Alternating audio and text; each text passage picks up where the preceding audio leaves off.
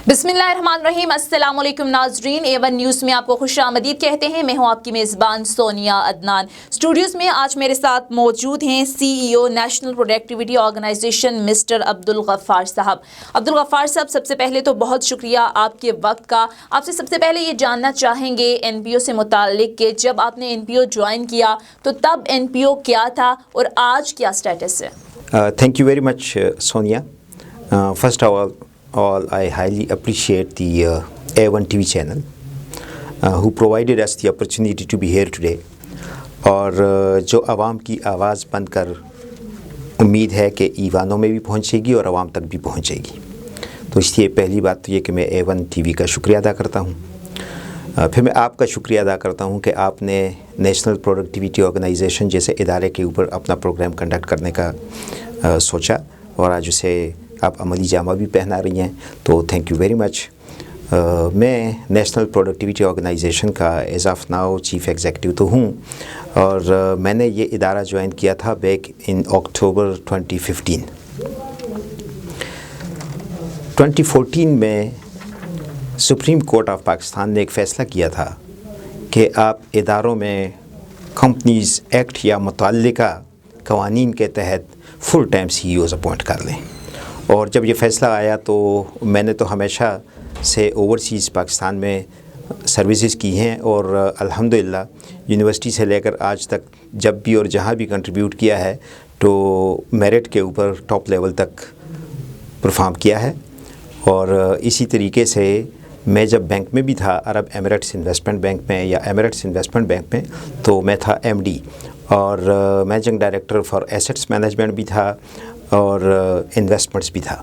उसके बाद जब मैं पाकिस्तान में आया तो नेशनल प्रोडक्टिविटी ऑर्गेनाइजेशन ज्वाइन किया। अगरचे AF फर्गूसन ने और international human resource consultants price water house ने मुझे रिकमेंड किया था उस वक्त PIDC और स्टेट इंजीनियरिंग कॉर्पोरेशन के लिए भी, लेकिन मैंने प्रोडक्टिविटी ऑर्गेनाइजेशन को बेहतर समझा, इसलिए कि a single word solution to the issues of this country is productivity, and productivity, like quality, is embedded in all spheres of the economy. So productivity is something which is extremely important for the development of this country, and those countries who worked on productivity like Korea Productivity Center, like Malaysia Productivity Corporation, तो वो ममालिक अपनी rating भी improve कर सके और अपने आम लोगों के लिविंग स्टैंडर्ड को भी इम्प्रूव कर सके। We are still making an effort in that direction. Thank you. ठीक है सर, ये बताइएगा कि APO के प्लेटफॉर्म से भी आपको रीजनल अवार्ड के लिए नॉमिनेशन कॉल की गई है। आपकी नॉमिनेशन का स्टेटस क्या है? मेरी एक बड़ी कंट्रीब्यूशन APO प्लेटफॉर्म पर ये रही कि जब मैंने APO प्लेटफॉर्म जापान में हम बैठे 19 ममालिक के हेड्स ऑफ NPOs, तो मैंने उनसे यही मालूम किया कि क्या डेवलप्ड कंट्री में तो ठीक है, हम प्रोडक्टिविटी के एतबार से GDP भी ठीक है, चल रहा है, लेकिन डेवलपिंग कंट्रीज़ में APO के जो नुमाइंदगी NPOs की सूरत में है वो नेशनल इकॉनमी में GDP में उस तरह से कंट्रीब्यूट नहीं कर पा रहे। लिहाजा उन्होंने हम ही लोगों से वो सवालात किए जिससे मुताल्लिक हम डेवलपिंग कंट्रीज़ में प्रोडक्टिविटी को इम्प्रूव कर सकें। लिहाजा 1961 से लेकर पिछले 2 साल तक सिर्फ ट्रेनिंग कोर्सेज़ कंडक्ट हुआ करते थे। अब वही चीज़ 4 हिस्सों में तकसीम हो गई। ट्रेनिंग कोर्सेज़ के बजाय ट्रेन द ट्रेनर प्रोग्राम है, टेक्निकल एक्सपर्ट सर्विसेज हैं, स्पेशल नेशनल प्रोग्राम्स हैं और डेवलपमेंट ऑफ डिमोस्ट्रेशन कंपनीज़ हैं। लिहाजा APO भी ट्रांसफॉर्म हो गया है अब। अच्छा सर, APO जापान के सेक्रेटरी जनरल ने सेक्रेटरी इंडस्ट्रीज़ को वैल्यूएशन में champion and role model for head of role models declare किया है। इसकी क्या वजह हो सकती है, इस बारे में थोड़ा सा बताइएगा। मैं जब भी जापान या किसी भी दूसरे ममालिक में APO ने जब प्रोग्राम्स अरेंज किए और मैं वहाँ गया तो मेरी कंट्रीब्यूशंस को उन्होंने इस तरीके से रिकॉग्नाइज़ किया कि एक प्रोग्राम था for example visioning the future of growth. वो 19 ममालिक में जब वो पेपर APO में और ओवरसीज़ कंसल्टेंट्स ऑस्ट्रेलिया से थे कंसोलिडेट किया तो उसके कवर पेज पर मुझसे इजाज़त मांगी कि अगर आप इजाज़त दें तो हम आपकी तस्वीर कवर पेज में लगा लें। ये है वो document visioning the future of growth. इसके कवर पेज पर पाकिस्तान की नुमाइंदगी जो मेरे सूरत में हुई वो इसके कवरिंग पेज पर आ गई और 19 ममालिक में बुनियादी तौर पर गवर्नेंस की इम्प्रूवमेंट के लिए या ममालिक में लिविंग स्टैंडर्ड की बेहतरी के लिए क्या किया जाए, 3 इश्यूज़ उसमें से निकल आए। पहला था इंस्टीट्यूशन बिल्डिंग, दूसरा था रिडक्शन इन कंजम्पशन, तीसरा था प्रोडक्टिविटी इम्प्रूवमेंट। और इन तीनों स्फीयर्स में गवर्नेंस की improvement was the primary requirement and I was effectively nominated among all those members to be pictured on the cover page of visioning the future of growth in developing countries. ठीक है sir, काफ़ी contribution रही आपकी NPO के लिए, आपको regional award के लिए भी नॉमिनेट किया गया है। फिर क्या वजह हुई कि एनपीओ के सीईओ के लिए आपको कंसीडर नहीं किया गया? पहले 3 साल के लिए जब सुप्रीम कोर्ट ने हुक्म सादिर फरमाया था और उस वक्त वो इंटरनेशनल कंसल्टेंट्स ने और फुल बोर्ड ने जिसमें प्रोफेशनल्स लोग होते थे, सब ने एक कंसोलिडेटेड 2 मरतबा बड़े लेंथी इंटरव्यूज़ कंडक्ट किए, तो उसमें तो मेरी सिलेक्शन हो गई। और अभी भी जब 3 साल की कंप्लीशन के बाद वैल्यूएशन आई स्टेक होल्डर से, तो उसमें गवर्नमेंट ऑफ पाकिस्तान भी उस वक्त जिस सेक्रेटरी ने रिप्रेजेंट किया उन्होंने मुझे कमेंडेशन सर्टिफिकेट इशू किया था और बोर्ड ऑफ डायरेक्टर्स ने भी उस वक्त मुझे रिकन्सिडर किया फॉर अनदर टर्म। और इसी तरीके से एपीओ सेक्रेटरी जनरल ने एज अ स्टेक होल्डर मुझे चैम्पियन और role model for heads of NPO declare किया।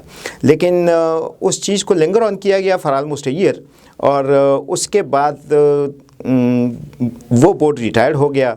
और इस वक्त जो सिलेक्शन हुई वो 21 ग्रेड के 3 ऑफिसर्स ने की।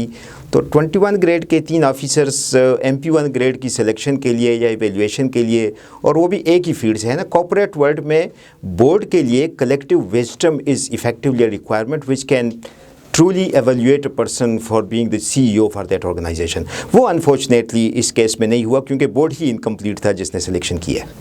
और सर बड़ा क्लियरली ये मेंशन किया गया है कि बैनुल-अक़वामी तजर्बे के हामिल लोगों को तरजीह दी जाएगी इस पोस्ट के लिए। आपका एक्सपीरियंस क्या है और जिन लोगों को कंसीडर किया जा रहा है, जिन लोगों को अपॉइंट किया जा रहा है, उनका एक्सपीरियंस क्या है? मैं 1991 में मुल्क से बाहर गया इन्वेस्टमेंट बैंकिंग की इंडस्ट्री में और I was effectively remained with that Emirates investment bank as chief investment officer, as managing director, and I invested petrodollars globally in core markets as well as in developing countries. तो उस context में हमें productivity के ऊपर एक बहुत बड़ी knowledge भी आ जाती है और तजुर्बा भी आ जाता है कि किस तरीके से हम अपनी इन्वेस्टमेंट्स को या अपने इकोनॉमिक एक्टिविटी को इस तरीके से स्टीयर करें कि वैल्यू एडिशन ज़्यादा हो। ये मेरा तजुर्बा था एमिरेट्स इन्वेस्टमेंट बैंक का। फिर उसके बाद मैं एडवाइज़र रहा गैर ममालिक में, इसी तरीके से मुख्तलिफ़ ममालिक के लिए। फिर जब पाकिस्तान में सुप्रीम कोर्ट का ये फ़ैसला आया तो we thought why not to serve our country, और यहाँ पर आकर एज ए CEO ज्वाइन किया। लेकिन उसके बाद की वैल्यूएशन में फिर मेरा APO में भी बहुत अच्छी परफॉर्मेंस रही। Again it's a multi national kind of exposure on the APO platform. लेकिन बहरहाल मैंने तो पहले ही अर्ज़ किया कि 21 ग्रेड के ऑफिसर MP1 ग्रेड की सिलेक्शन के लिए, मतलब they are very competent within their respective fields of study and within their administrative capabilities, but professional world is a different subject. Chief executive, corporate executive, that is a different kind of field. उसमें वो evaluation नहीं कर सकते, वहाँ likes and dislikes की बात होती है। तो उन लाइक्स एंड डिसलाइक्स में हालांकि अगर मैं टेक्निकल पर्सपेक्टिव से बात करूं तो I was advised by the deputy attorney general in Karachi to send an application to the court here in Islamabad, क्योंकि फुल बोर्ड ने तो मेरी रिकमेंडेशन ऑलरेडी की थी। लेकिन I do not believe that we should resolve our executive matters in the courts. So the best thing is to keep sticking to the present environment, and whomsoever is selected as the new CEO, I would have best wishes for him and success for him, because institutional building is more important than individuals. लेकिन sir हमने देखा कि आपके दौर में 2 secretary general भी पाकिस्तान आए। That is I think a big achievement for NPO।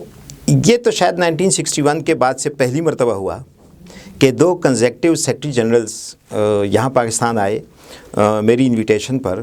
اور اس کی ایک وجہ یہ بھی تھی کہ جب آپ کی کنٹریبیوشن اے پی او کے پلیٹ فارم پر ایکسیلنٹ رہے تو سیکرٹری جنرل بھی یہ چاہتا ہے کہ وہ بھی اس ملک میں جا کر زیادہ پروجیکٹس دے.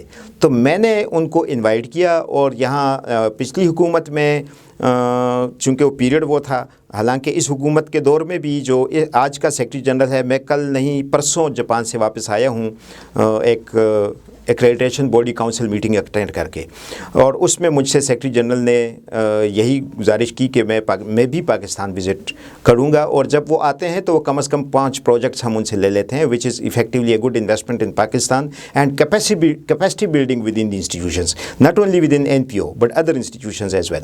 مجھے یہ اعزاز بھی الحمدللہ حاصل ہے کہ جس میٹنگ میں پرسوں ہو کر آیا ہوں، یہ 4 دن کی میٹنگ تھی وہاں جاپان میں ٹوکیو میں، اس میں 19 ممالک میں سے انہوں نے صرف 5 سی ای او سلیکٹ کیے ہیں، اور ان میں سے ایک میں ہوں 2 سال کے لیے ایز ایکریڈیٹیشن باڈی کاؤنسل ممبر، اور وہ میری پروفیشنل کنٹریبیوشنز کی وجہ سے ہے.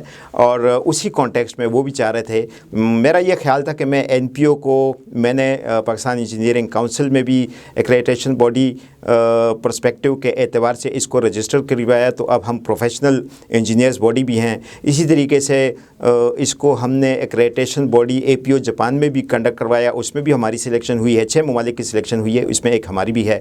اور I wish that the new C E O takes it further up in that context. ٹھیک ہے سر، اوور آل اگر ہم بات کرتے ہیں تو اس وقت ہم دیکھ رہے ہیں کہ ملک خاصے مسائل سے دو چار. اس کی ایک وجہ آپ یہ بھی سمجھتے ہیں کہ جو کمپیٹنٹ لوگ ہیں انہیں ترجیح نہیں دی جاتی، یا پھر ہمارے ملک کی ترقی میں کہیں نہ کہیں رکاوٹ سسٹم کی خرابی بھی ہے؟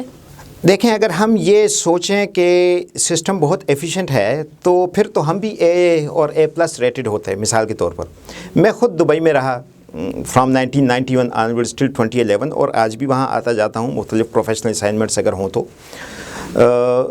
بنیادی طور پر وہ ملک بھی ان ریٹڈ سے، یعنی نان ریٹڈ جس کو ہم بولتے ہیں این آر، نان ریٹڈ سے اے پلس ریٹنگ پر پہنچ چکا ہے یونائٹڈ عرب ایمریٹس. ہمیں بھی 70 سال ہو گئے آزاد ہوئے، ہم بھی مائنس ریٹڈ ہیں. ریجن میں اگر میں کمپیئر نہ بھی کروں نا انٹرنیشنلی، تو بھی ہم ریجنل اکانومیز میں بھی ہم ریٹنگ وائز تھوڑے کمزور ہیں. تو اس لیے سسٹم میں کہیں نہ کہیں کمزوری تو ہے، جس کی وجہ سے یہ ریٹنگ ہماری کم آ رہی ہے. یا دوسرے الفاظ میں ہمارا پر کیپٹل جی ڈی پی وہ ہارڈلی 1600 ہے، بلکہ اس سے بھی تھوڑا سا، جبکہ سری لنکا 4000 تک پہنچ گیا. تو اس میں تو کوئی شک نہیں کہ امپرومنٹ کی ضرورت ہے. اور کسی سے وارن بفیٹ نے پوچھا تھا کہ کیا آپ آنے والے 50 سال میں یہ ایکسپیکٹ کرتے ہیں جس طریقے سے چائنا ترقی کر رہا ہے تو چائنا جو ہے وہ ورلڈ پاور بن جائے گا؟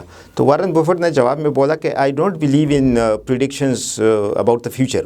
Late me look back 100 years. China had the same land, the same sky and the same people, and United States also had the same. But there were 3 principles we always adhere to.